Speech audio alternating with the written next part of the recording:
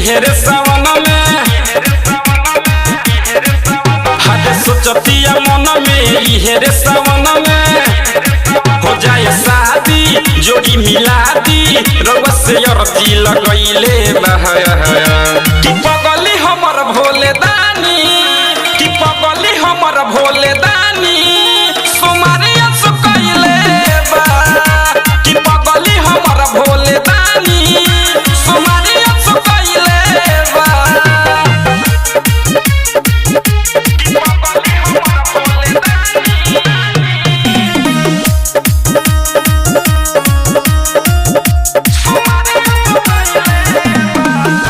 बेल के पतैया लेके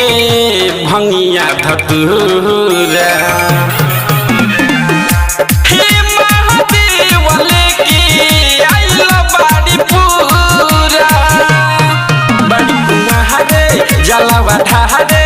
भर के गगरी लियले बहाया कि पगली हमर भोले दानी कि पगली हमर भोले दानी सुमारे असु कइले कि पगली हमर भोले दानी सुमारे असु कइले बा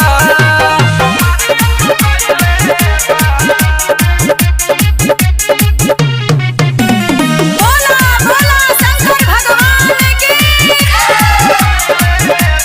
हाय हाय अजय अनुप संगे सुकुल संवरिया कोहे महादेव रउआ फेरा दिन जरिया भगती झोली भगिया खोली मन में आशा लगइले बहाया कि पगली हमर भोले दानी